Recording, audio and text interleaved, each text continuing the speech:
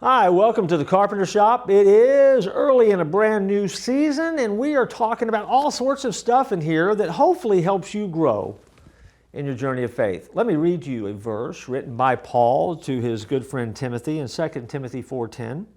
It says, "For Demas has forsaken me, having loved this present world, and has departed for Thessalonica." Paul's writing to Timothy. And wouldn't you hate to be Demas? I mean, think about it. Your mention in Scripture is that you deserted Paul when he needed you? I mean, that's the shout out you get in Scripture? I mean, of all the people that you read about in Scripture, there's a lot of people you don't want to be and you don't want to name your kid, right? Judas? No one names their kid Judas. Demas? Why would you name your kid after a guy that ratted out and left Paul? You wouldn't do it, would you? No, think about it. Names in Scripture matter and some stand out. I mean, people still name their kids Peter, Paul, and John, right? They're not naming them after the Beatles, they're naming them after the apostles.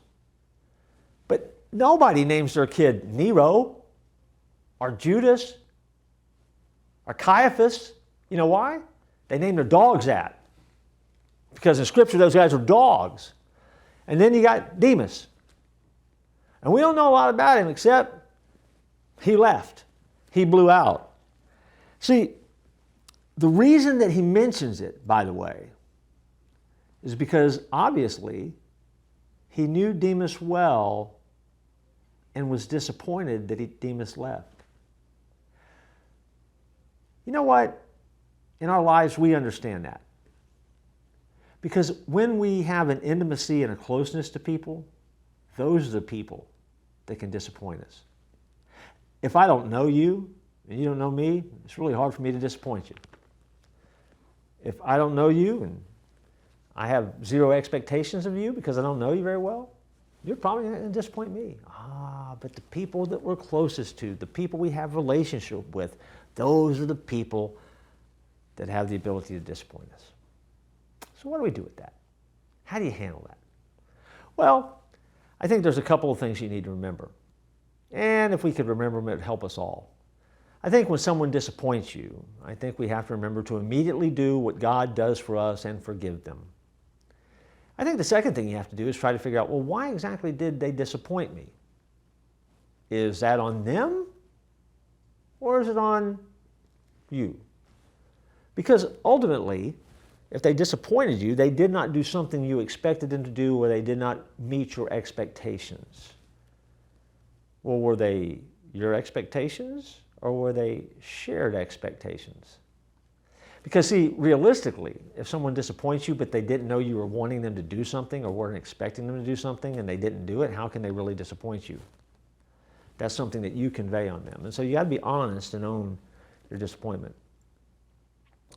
And then third, you have to remember that people are people, and they'll fail you. Demas obviously loved the world more than he loved being in this struggle with Paul. And come on, let's just be honest.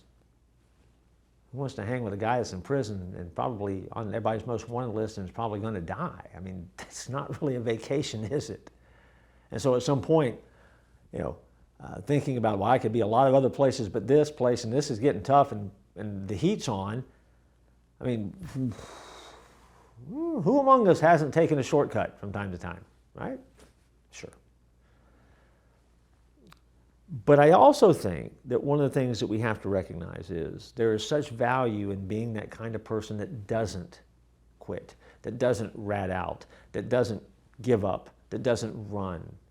There is a great blessing that comes to you and to those that you're around when you just simply show up and stick around. Sometimes we miss powerful opportunities to bless others because we just don't show up.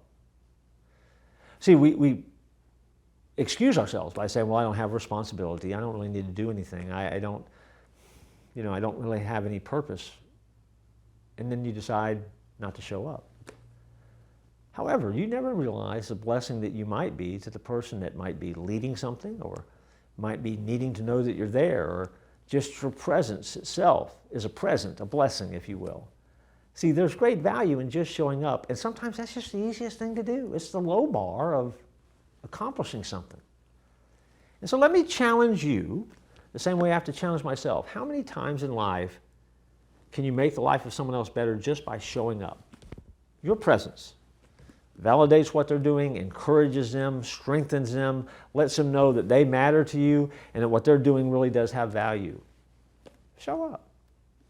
Show up. Show up for Jesus. Show up with life. Show up in the lives of the people that you love. Show up in those moments where truth needs to be put on display. Show up in those moments when everybody else walks out the door. In doing so, you will have an amazing, powerful ministry. What a greater word could be ever said about your life. They are faithful and they showed up. Show up. It's good advice. It means that you're deep. It means you're growing for God. It's not that tough to do. Get past yourself. Show up. I look forward to joining you next time here in the Carpenter Shop.